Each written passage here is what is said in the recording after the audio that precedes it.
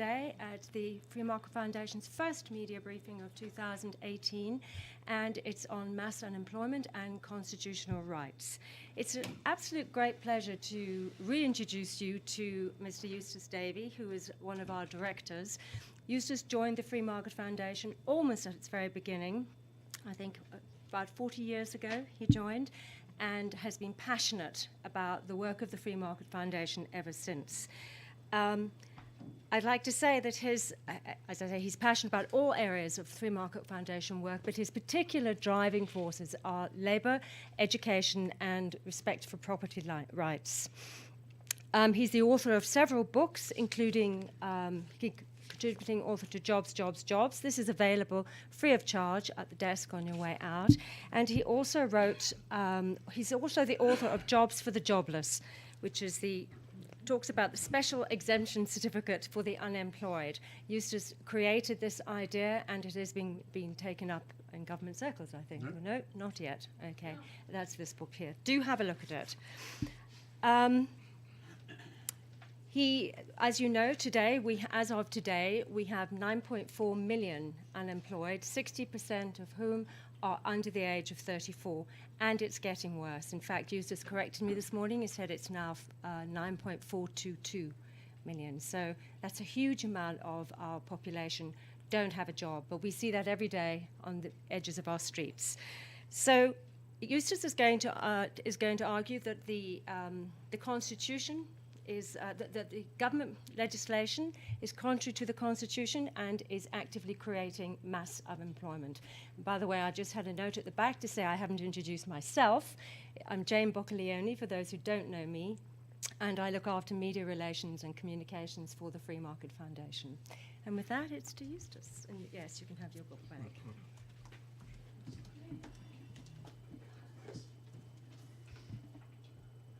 Good morning. This issue of unemployment has haunted me for a long time. This little book, Jobs for the Jobless,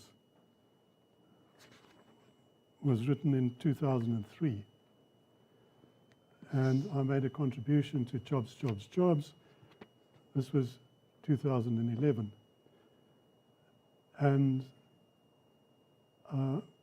the biggest problem I have is that it doesn't matter how much information we put out about the harm that is being done, why we have so many unemployed people in the country, and it just doesn't seem to make any difference. You want to shout, is there anyone out there who can hear me? And so far, we've had no traction from government. When I wrote this book, this little book, we've had no comments from, for instance, COSATU, the labour unions. They haven't said anything about the proposal that I make in this little book, because they don't want to give too much attention to it. If they comment on it, I'll be able to respond, and then we'll have it out in the media. They don't do that. What I'm going to talk about, the issues, the extent of unemployment, magnitude of the problem, causes of mass unemployment, that's according to me, of course, the Bill of Rights and the rights of the unemployed. This is something that I only recently realized, is that the Bill of Rights should be protecting the unemployed from mass unemployment, and it's not doing that. There are causes, but the Bill of Rights is not assisting the unemployed. And then solving the problem. A proposal I have, and which I put forward in this little book way back, about how the problem can be solved without interfering with the rights of the people who already have jobs.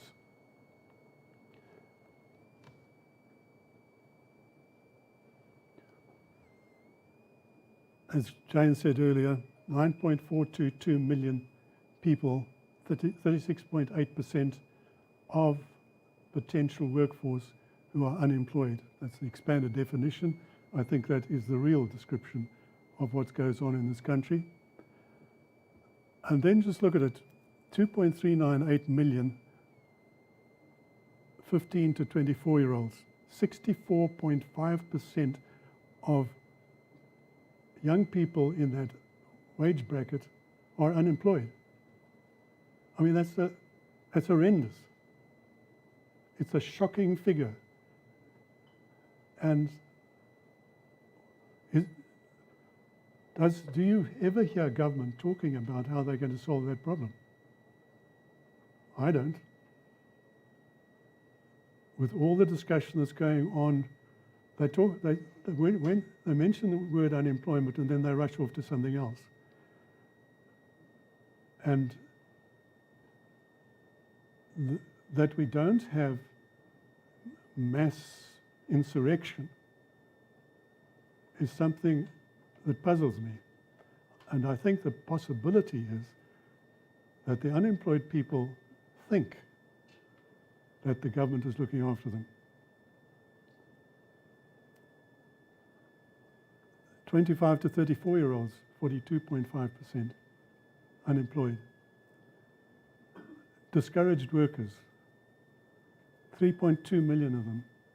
Now, if you are unemployed for a lengthy period, the longer it takes you to get a job, the more unlikely it is that you will get one.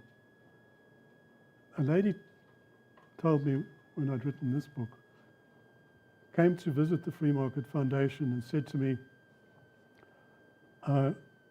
can you help me to get a job? So I said, well, we're not in that business. What we're trying to do is to change the policy, get government to change policies. And I said to her, well, tell me your history. Or what happened to you?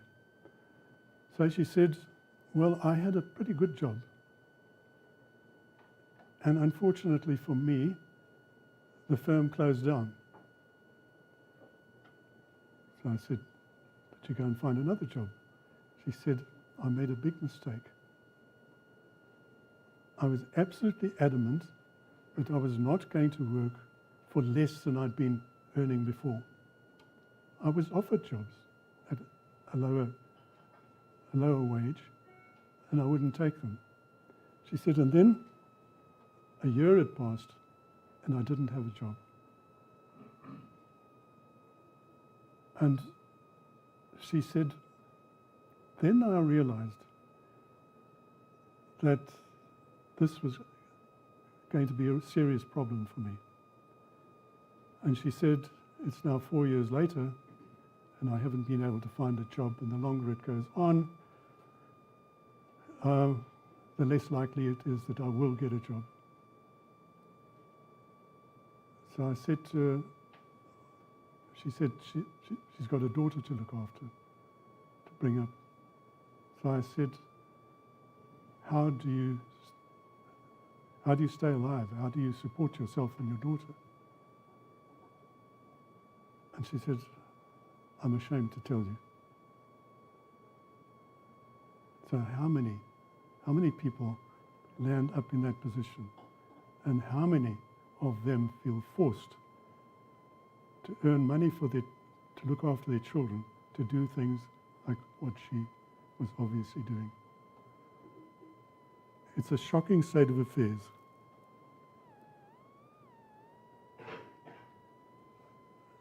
Just to get some idea of what it means, these unemployment figures, 9.422 million, what does it mean?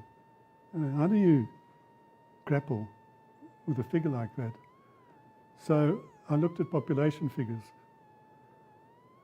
Johannesburg, 4.95 million, Cape Town, 4 million, and then throw in Vryburg, 0.46 million, and you get 9.41 million. So you can clear everybody out of those two cities and that town, and fill them with unemployed people, and there'd still be a few left over. That's the magnitude of this problem we have in South Africa.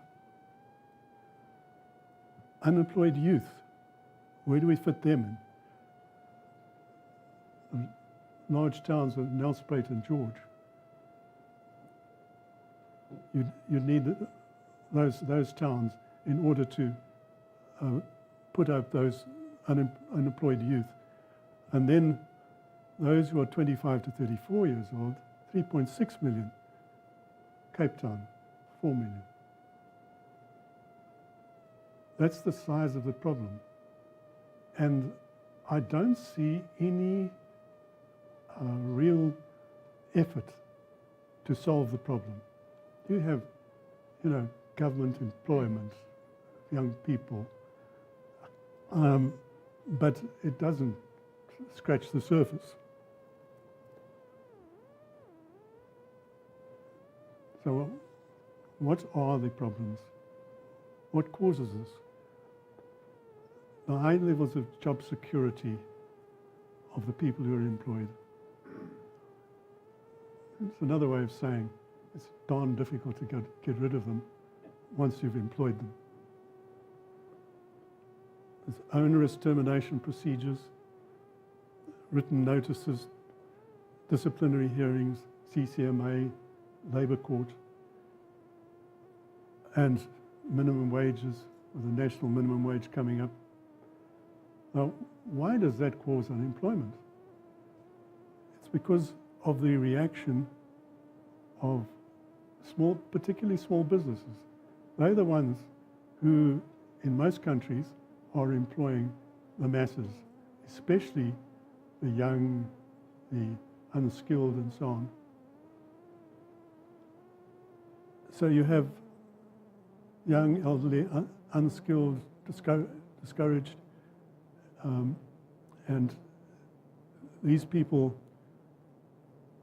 if they go to a small businessman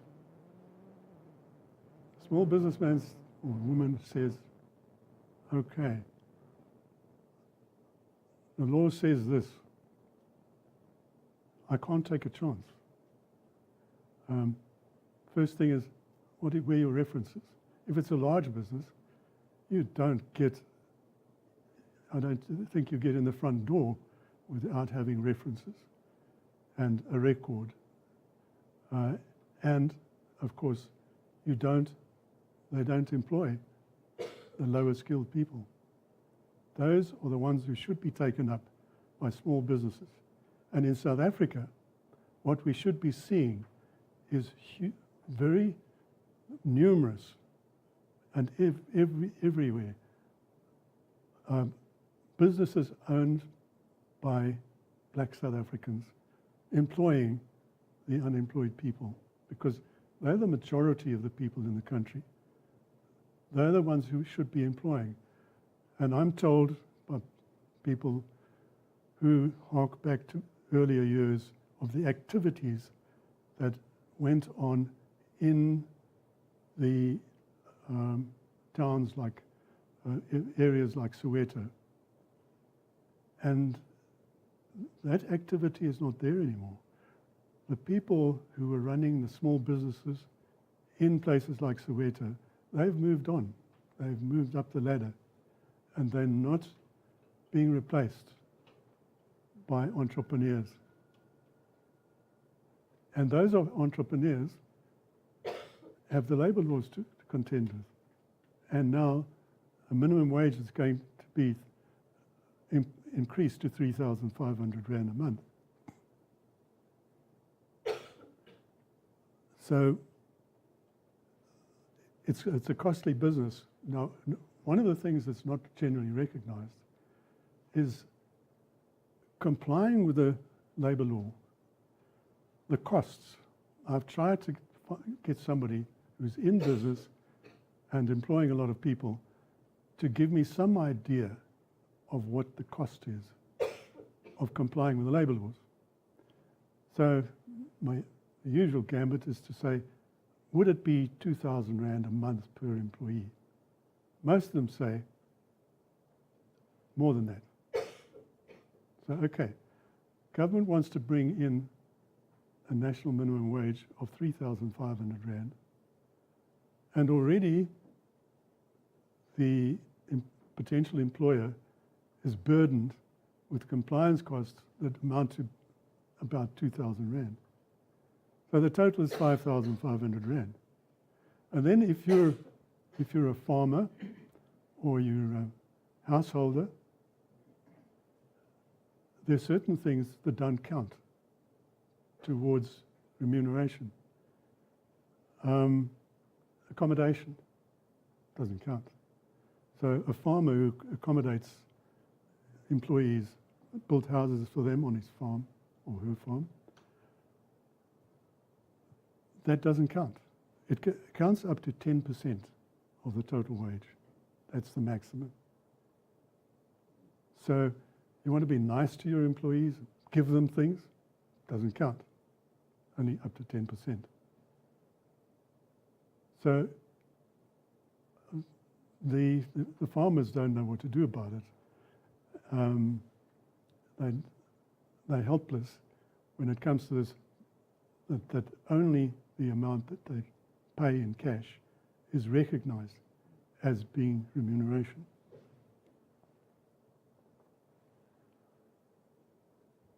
Now the national minimum wage.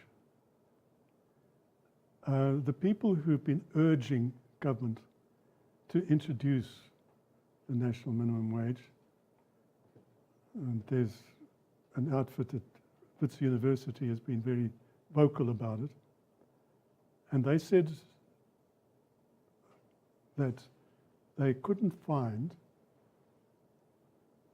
in a worldwide scan, they couldn't find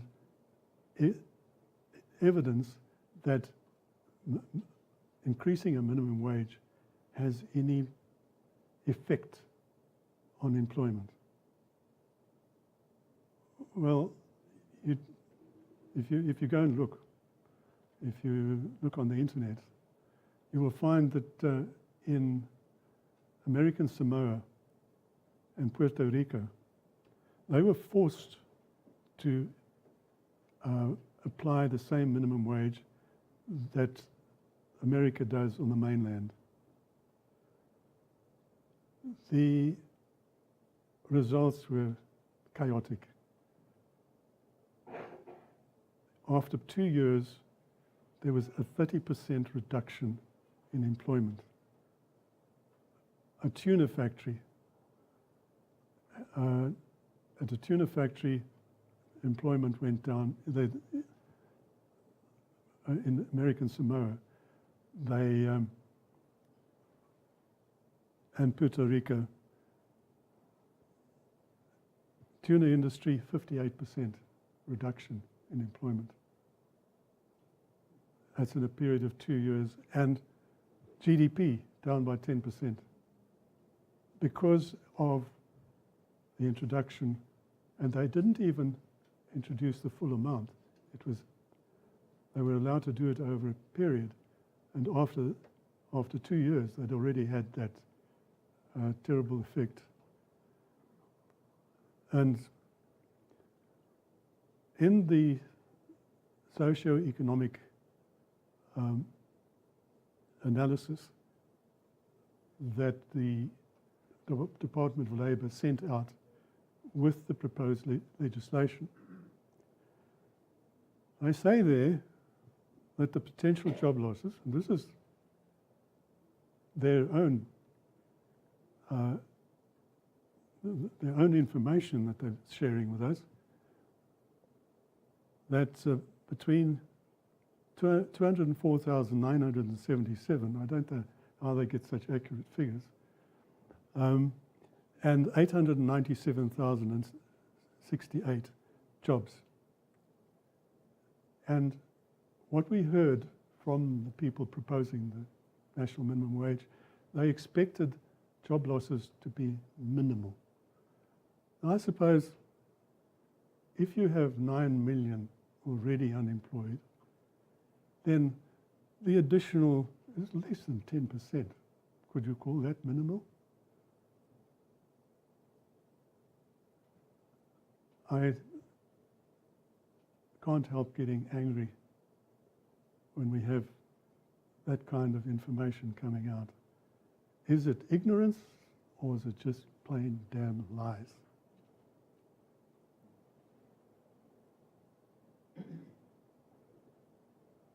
The other very serious problem is the wage disparity between cities and rural areas. Wages in the cities are higher, very much lower out in the rural areas. And they insisted, this is advisors to government, that it must be national. The minimum wage must be national, the 3,500 rand per month. And why? It's easier to police. That's the reason.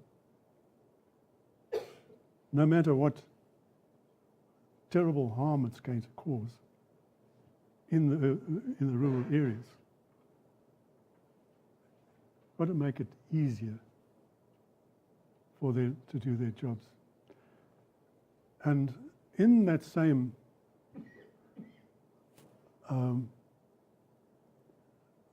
the evaluation thing that they did, they tell you there that the CCMA will require, I remember correctly, 28 million rand, additional 28 million rand, in order to deal with the extra workload that they're expecting. So why are they expecting this extra workload? They are expecting people to try and reduce their staff or pay them, or are going to try and pay them, keep on paying the lower wage or whatever. So they're setting themselves up, and I take it that's an annual increase in the amount. The Bill of Rights. Now, I'd like you to have a look at this and tell me if I'm correct. Section 10, everyone has inherent dignity and the right to have their dignity respected and protected. And there's a booklet on human rights that is put out by the Department of Justice. Look what it has to say. Everyone has an inherent, inborn dignity and the right to have his or her dignity respected and protected. No person should be perceived or treated merely as instruments or objects of the will of others. Every person is entitled to equal concern and to equal respect. The right is related to our constitutional purpose of establishing a society in which all human beings will be given equal dignity and respect. Is that the way the unemployed have been treated? Does the treatment of the unemployed meet with that provision in the Bill of Rights? I don't think so.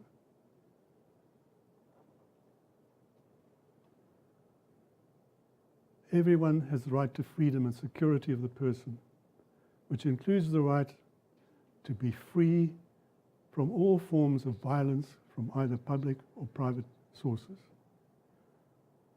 Violence can take many forms, not all of them physical. The violence to which unemployed South Africans are being subjected is that they are legally deprived of the right to enter into contracts of employment on terms and conditions acceptable to them. That the violence is perpetrated indirectly makes it no less real. They've been preventing. They can't go to someone and say, give me a job. Any job. Let me show you what I can do. And the employer has to say, sorry, the law doesn't allow me to. And yet, there's something that says the individual should have the right to freedom and security of their person. Doesn't that mean they own themselves? Doesn't that mean that they should be able to decide for themselves what level of wages, what conditions of employment they were happy with?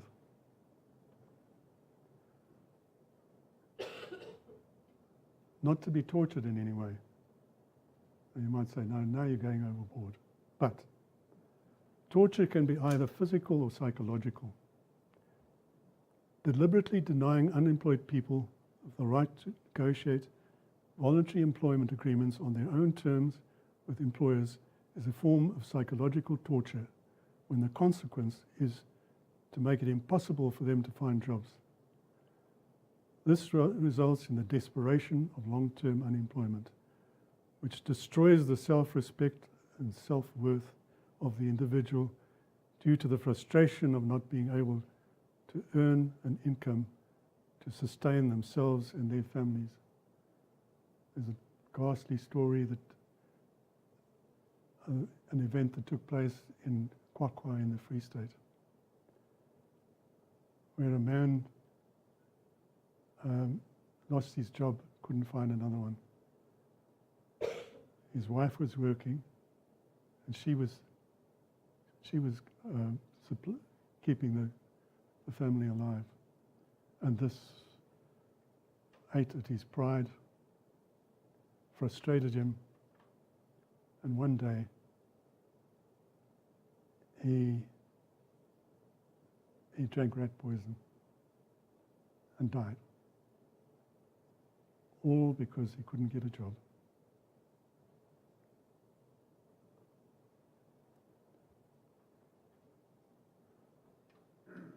Everyone has the right to bodily and psychological integrity, which includes the right to security in and control over their body. Exactly what I've been talking about now. Having control over their body means that they have the right to sell their labour on terms and conditions, as according to me, and conditions acceptable to them, and any law or regulation that denies them that right is unconstitutional, I would say.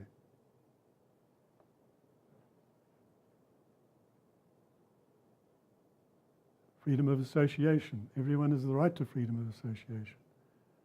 And the Human Rights Guide, when I was talking about, issued by the Department of Justice, said everyone may therefore choose to associate with whomever he or she wishes. Any legislation that interferes with freedom of association between an employer, and this is me again of course, and an unemployed person wishing to enter into a contract on conditions of employment acceptable to the jobless person is unconstitutional, I would say.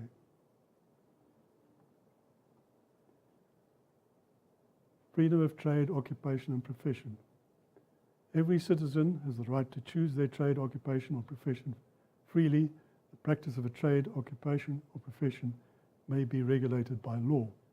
Here again, the Human Rights Guide says, this right protects activities by means of which a livelihood is pursued and is aimed at enabling individuals to live profitable, dignified and fulfilling lives. Issued by the Department of Justice.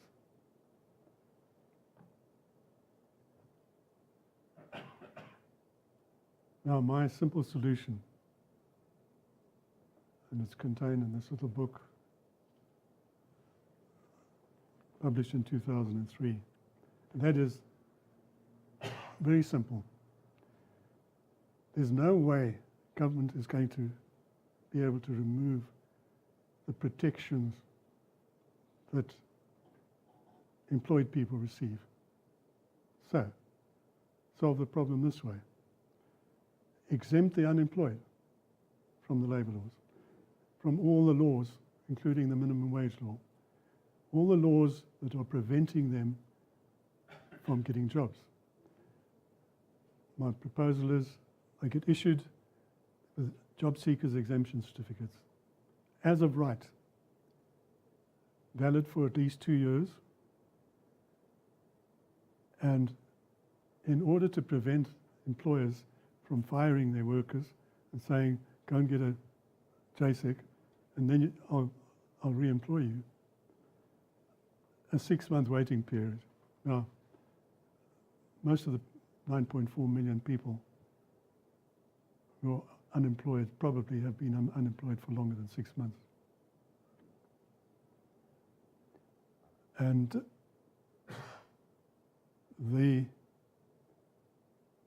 it can be done quickly, it can be done by municipalities, and the question of whether you've been unemployed for 6 months or more, a simple affidavit where it is signed by the applicant, telling them, and with them being told that it's a serious matter to lie in an affidavit. I don't think many of the affidavits will be necessary. Anyway, convenient places, as I say, municipalities. And then a requirement, I think, what would be necessary is a simple employment contract, so that a labour official comes along to a firm, finds that there's somebody working for less than the minimum wage or whatever, and says, how can you do this? They produce the job seeker's exemption certificate and a contract, of which I had an example in this little book. Under those circumstances, if this were to be introduced, it would do no harm to the people already employed. It would do a power of good for unemployed people and small business people who would say, now I can function. I can employ these people. I've got lots of things for them to do. Thank you.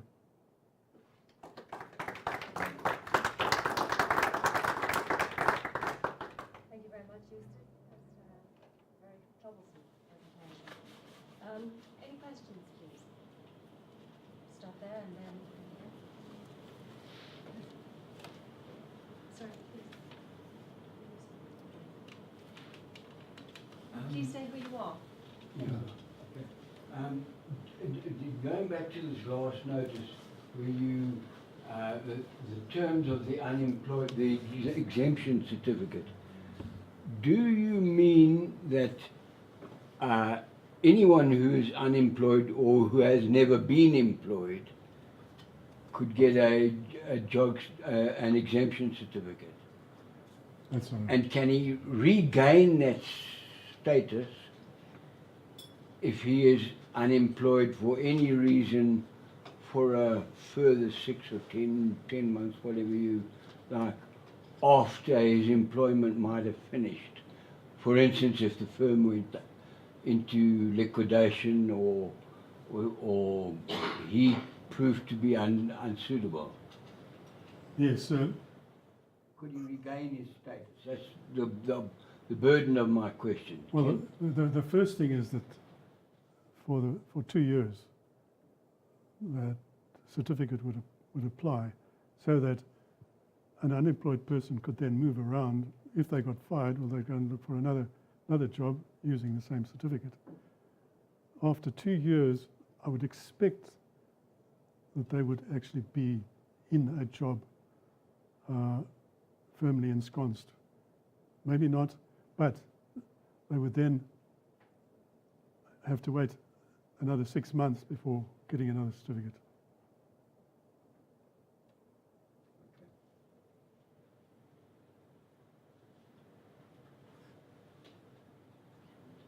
Sorry.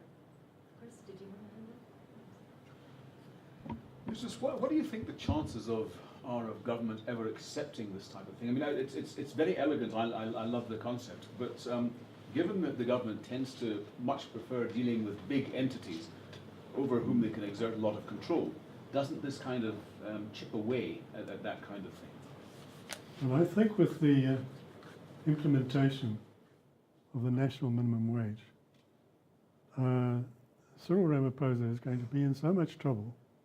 He will be looking for a solution. And this is it. Because, and the thing is that the unemployed people don't seem to know. They don't understand what it is that's keeping them unemployed. They think that those nasty business people, those nasty housewives, those nasty farmers just don't want to employ us. They don't understand what's behind the whole thing.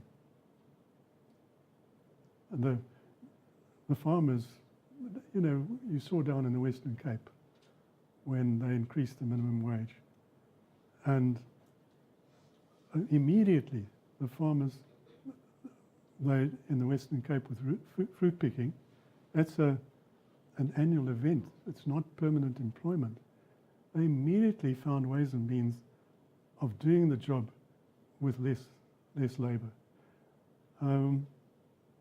Jason, my colleague, sent me something this morning about domestics in KwaZulu-Natal. What's happening is people are reducing the number of hours for which they have worked for their domestic, or where they've been working for 2 days a week, it's now reduced to 1. And I was told of a big employer of low-skilled workers, 2,000 of them. What this firm did was to close down the whole business and to fire the 2,000 workers. That's the kind of, and they weren't waiting for 1 May to come around. All these things have been happening. The number of young people that are unemployed now, who is there who's employing young people given the national minimum wage that's going to be implemented?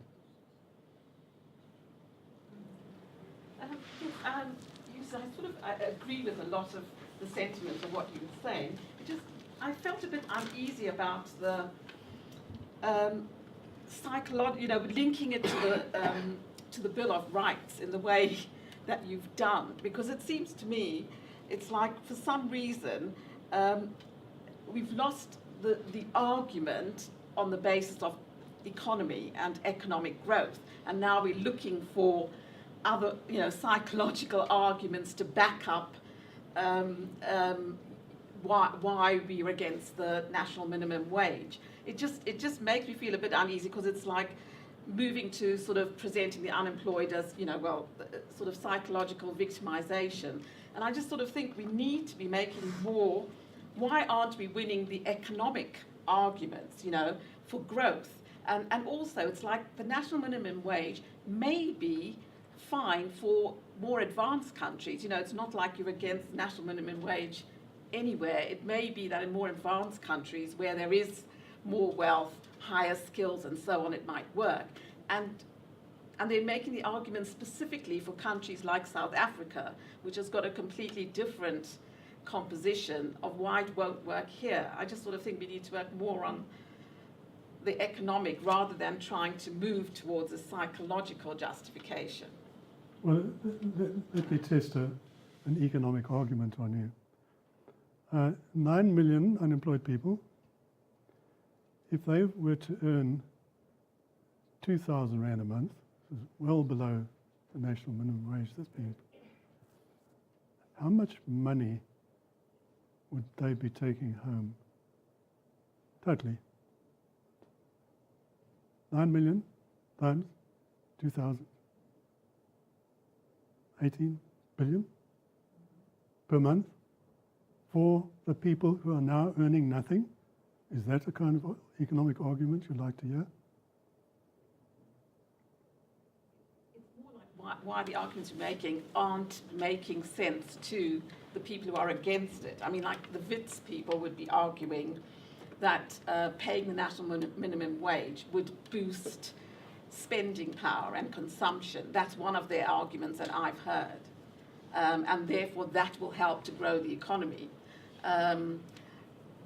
It's like saying that if I take money out of this pocket and put into that one, that's going to that's going to grow the money.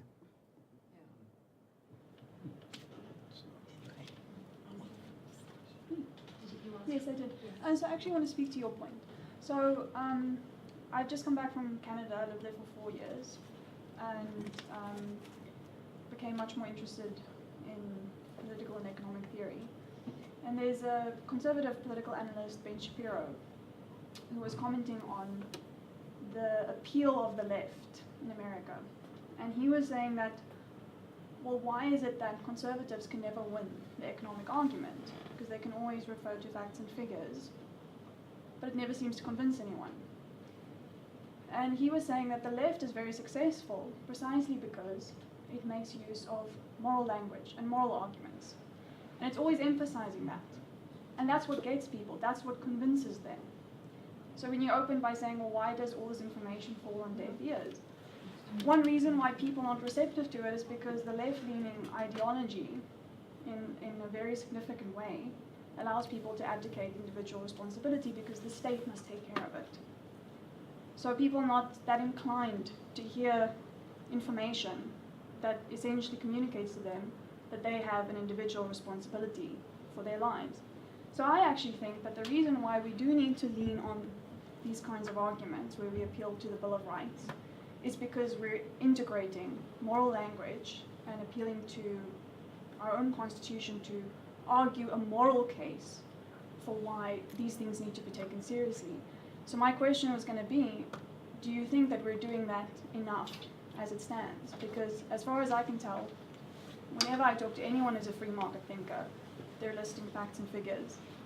But in my opinion, that's not going to convince people. And I've seen that on the left, because whenever I talk to anyone on the left, that's not what they want.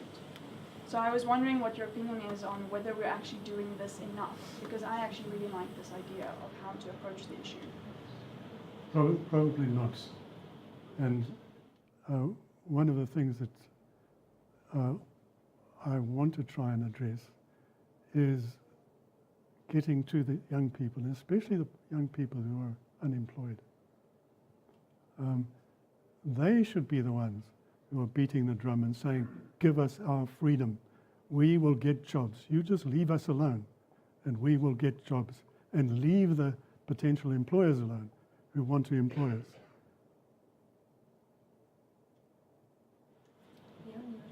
There's at the back there.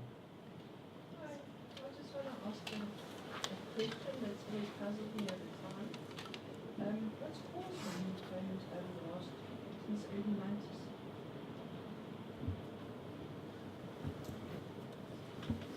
Sorry, I couldn't hear that. What do you think could have caused the unemployment situation to get so bad since the early 1990s? Well, it was the introduction of labour laws. I think that there's too many people in this country and there's not enough jobs for everybody. Because the borders are open, that people shoot through the borders, fake their CVs and they get the jobs like that, and the white people sit without jobs. Let me make this. It's a sensitive issue, it really is. Let me make this statement. If we had a full free market operating in South Africa, you wouldn't have this massive unemployment. For evidence, look at the history of Hong Kong. Now, Hong Kong, a British dependency, whatever they call them, the Japanese took over Hong Kong during the war. After the war, while they were in occupation, they pushed out thousands, if not millions, of the people living in Hong Kong. After the war, these people who were residents of Hong Kong, came flooding back. And the British took over again. So what were they to do? What kind of solution? I mean, to them it was worse than we have now. Because here it's only, 48% of the workforce that doesn't have jobs. There, it was just total joblessness.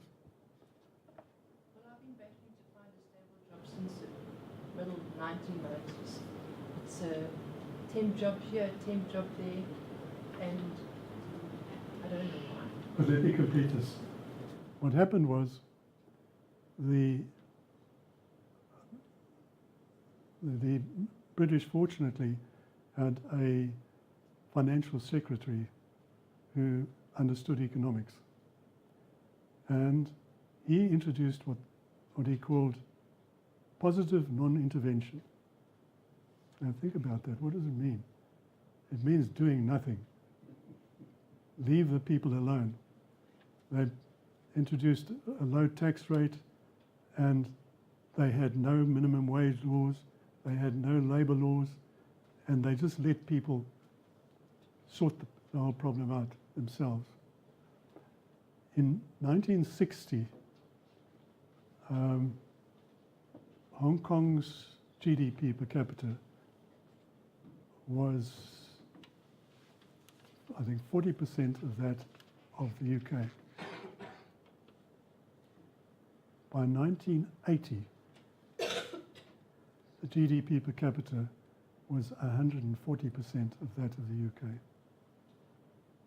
Just by having a free economy. And we participate in a network that brings out economic freedom of the world, an annual study. And Hong Kong has been the freest since inception of those studies. It's still the freest. The Chinese might intervene, but so far they've tended to keep their hands off. And of course, next door, they're copying what Hong Kong did, or trying to. Did you want to ask your questions? Yes, I have a comment and then a question. Firstly, I think you do yourself a disservice by saying your proposal has been ignored. It was circulated to the members of the high-level panel, which is a high-level parliamentary exercise under the former President Motlanthe, and they have proposed an exemption for classified vulnerable people. In other words, there would be some degree of what you want without even the need for a certificate if their recommendation is implemented, and I think I can confidently say that they were influenced by your booklet. Then the question is regarding the constitutional issues, which I also like, and I'd like to ask you if you've seen any of it, and the lawyers in the audience.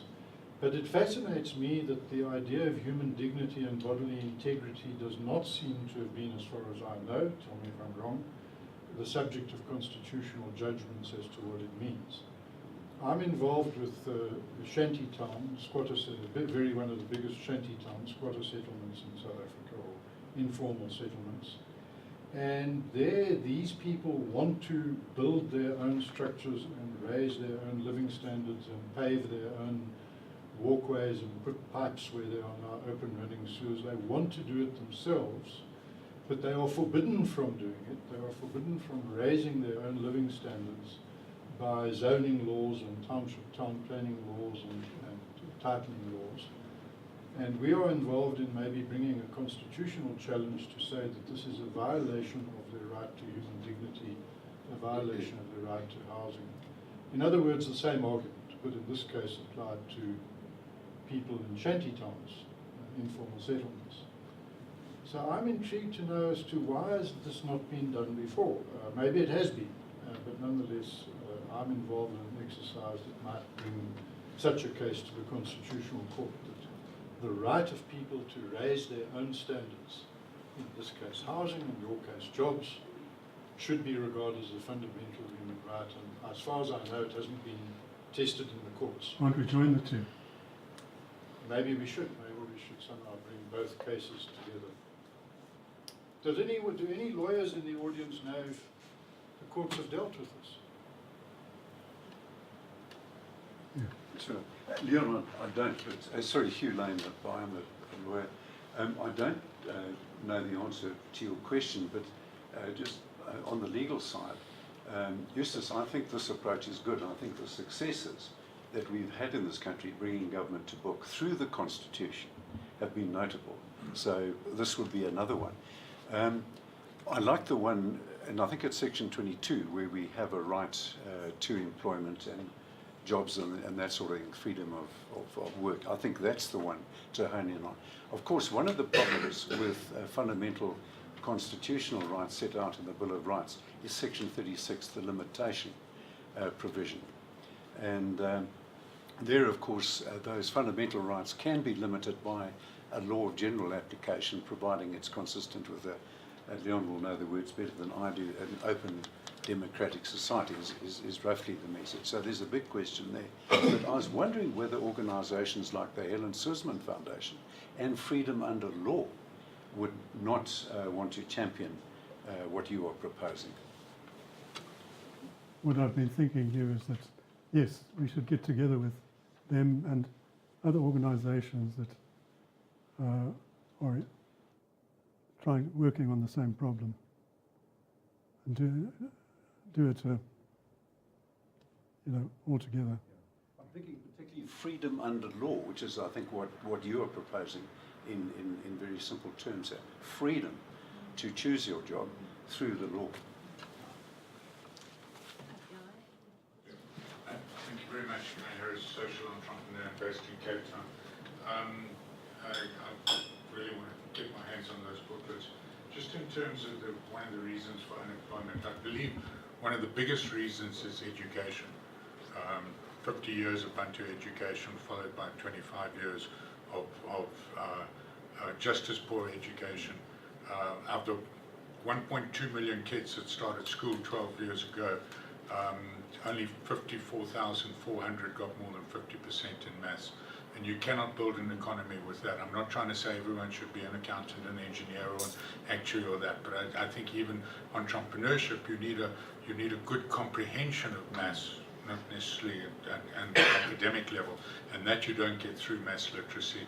That you don't get through rote learning to get you your 30% pass mark in maths. So that's the first thing. The second thing is often overlooked is there's this bandwagon of decent jobs. But if you actually read the decent jobs policy philosophy program, one of the criteria is access to jobs, and I think that's something that could be perhaps co-joined in some or other publication. Just in terms of raising living standards, if you're not aware, there's a very good program called Poverty Stoplight, which is community-based to try and improve standards in that area, and I'm happy to make an introduction. I'm not sure if it's operating up here, but I do know the people who are involved in it operating in Cape Town. But the most important thing is you've got these vast under-resourced communities, and the difficulty is getting that first step on the ladder. And I think that a lot of it comes down to the employees or the potential employee not having trust or credibility.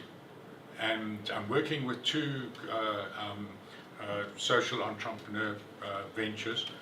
I'm happy for you to rule me out of order and not go any further, but the one is connecting opportunity seekers and opportunity providers, and it's like a Uber driver rating system at the end of the opportunity, which could be a volunteer, it could be training, it could be a whole different things, it could be very short-term formal employment for a day, a week, or something like that. The employer or the opportunity provider rates the opportunity seeker, and the opportunity seekers able to build up their rating, and those should be the people that are going to be the future backbones of those communities.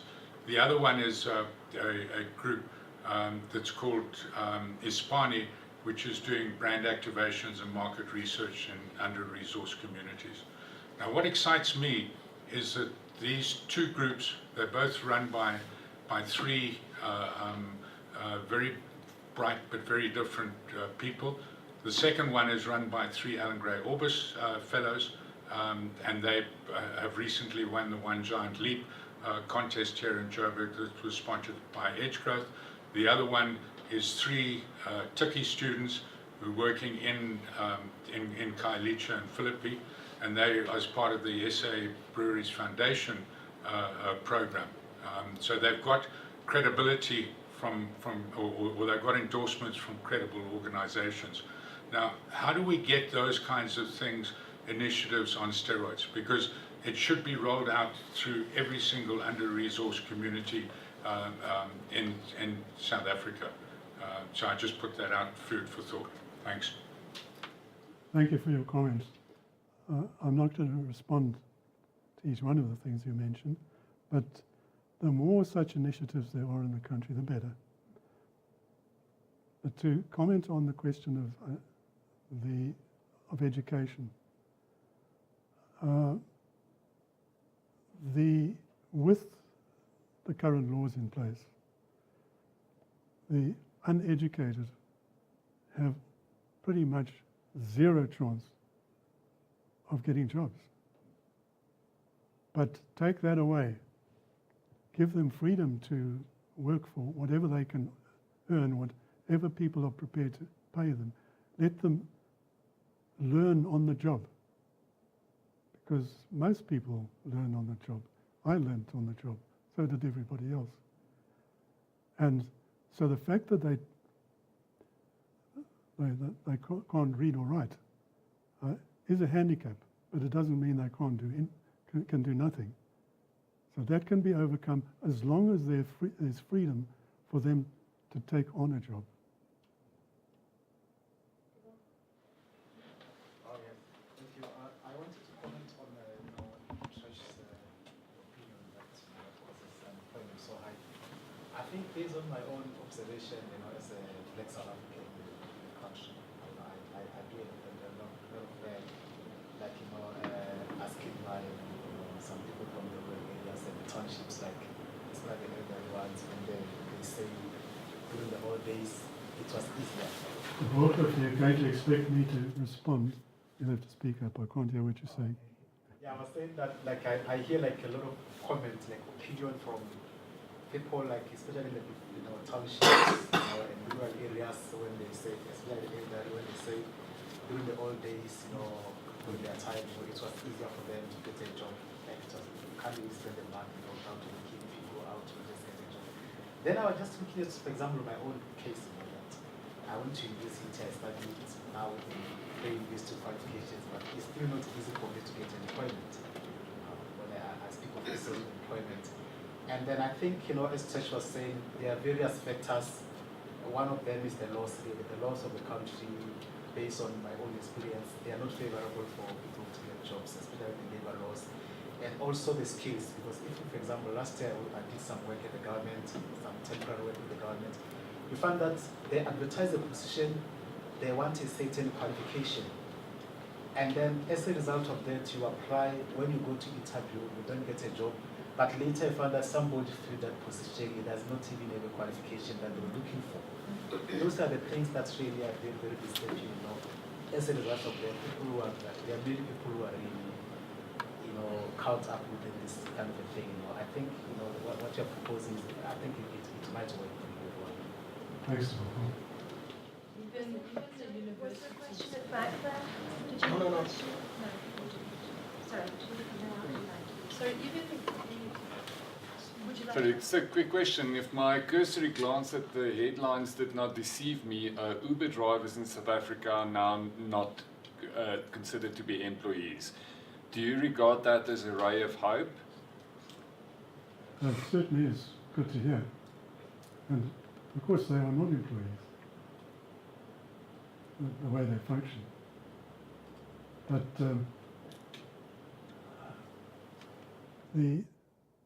what is absolutely clear is that if government doesn't take really firm action, they're in for a lot of trouble. They and we are in for a lot of trouble. It's building up. Number of unemployed increasing over the years. Millions of people.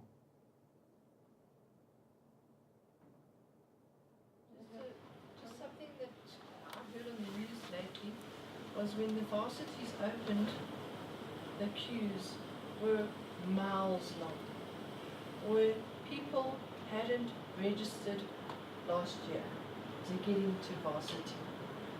So what about those poor people that have the qualifications, they've got distinctions and did very well at school, they didn't apply to get into varsity a year ago, they're standing in queues at Rao and at Wits trying to get into the varsity and they can't get in. So this is where the overpopulation comes in and the lack of employment. I might be cynical, but haven't the universities become a place where you get a place to sleep, food and shelter at no cost to yourself? That's where the universities learn. Will they learn? Okay, that's a topic of conversation now. I'll just keep quiet. Any further questions? Chris? Eustace, isn't South Africa particularly vulnerable when it comes to the further application of technology? So in other words, we have so many very, very down market basic jobs like packers at the end of a supermarket check, pump jockeys, things like that, where if you had, if you expand your mind into the future and you see technology taking over in so many spheres like that, isn't South Africa particularly vulnerable compared to many other countries which don't have that type of thing? Yes, I think you're right, but I do think that for some time yet, depending on the policies that are adopted and not adopted, there's a lot of muscle power required in many jobs, and that could absorb a large number of the unemployed. Any further comments or questions? May I add to your simple solutions, and I promise not to take more than 20 words. To the job seeker's exemption certificate, could you not add a work offerer's exemption certificate, and automatically as a domestic employer you would qualify, and you would also qualify if you were in a particularly competitive environment? Yes, I have to a certain extent kept away from the question of giving any kind of exemption to employers of any kind, because that would, but combined with, let's say, in the European Union, most employers, the majority of employers in the European Union are small firms employing less than 10 employees. I think if you want to look for a reason, there's probably some kind of legislation that says if you have less than 10 employees, you're not subject to all sorts of nasty labour laws.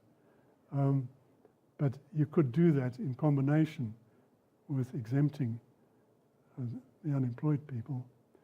You could add to that an exemption for small businesses. I think that wraps it up. Yes, Eustace, thank you very, very much indeed. And thank you to the audience. You had some excellent questions, and I think just about everything. The next media briefing will be on the 14th of February, which is Valentine's Day, but that won't be the topic. The topic of